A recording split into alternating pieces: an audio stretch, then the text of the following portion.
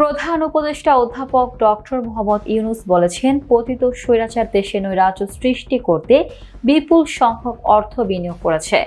আমাদের এখন ততটাই সতর্ক থাকতে হবে যেমনটা আমরা যুদ্ধের মতো পরিস্থিতিতে ছিলাম।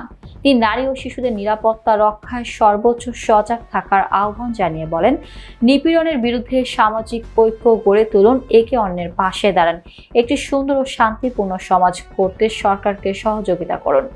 শনিবার রাজধানীর ওসমানী স্মৃতি মিলনায়তনের আন্তর্জাতিক নারী দিবস 2025 উদযাপন অনুষ্ঠানে প্রধান অতিথির বক্তব্যে তিনি কথা বলেন। অধ্যাপক ইউনূস আরো বলেন, আজকের বিশ্বে নারীরা যতটুকু অধিকার আর স্বাধীনতার চর্চা করতে পারছেন এর পুরোটাই তাদের আন্দোলন সংগ্রামের মাধ্যমে অর্জন করতে হয়েছে। আন্তর্জাতিক নারী দিবসের সূচনা হয়েছিল নারীদের অর্থনৈতিক ও রাজনৈতিক সংগ্রামের মধ্য দিয়ে। বাংলাদেশের নারীর ন্যায্য অধিকারের জন্য যুগ যুগ ধরে সংগ্রাম করে আসছে।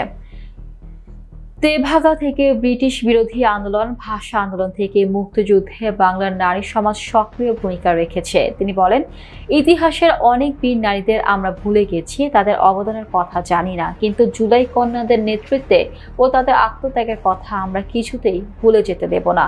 প্রধান উপদেষ্টা বলেন, জুলাই গণ অভ্যুত্থানে অংশ নিয়ে নারীরা বিভিন্ন সময় আমাকে তাদের সংগ্রাম ও আশা আকাঙ্ক্ষার কথা জানিয়েছে।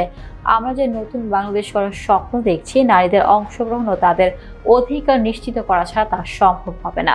এই অধিকার প্রতিষ্ঠার জন্য নারীদের সঙ্গে পুরুষদের সহযোদ্ধা হয়ে কাজ করতে হবে। সমাজে নারীদের ন্যায্য স্থান প্রতিষ্ঠার জন্য পুরুষদের উৎসাহী হয়ে সহযোগিতায় এগিয়ে আসার আহ্বান জানিয়ে তিনি বলেন, নতুন বাংলাদেশে আমরা আমাদের প্রত্যাশিত পরিবারকে নতুনভাবে করতে চাই, যেটা সব বাবা মার, ভাই বোনের নিশ্চিত ও স্বীকৃত অধিকারের পরিবার।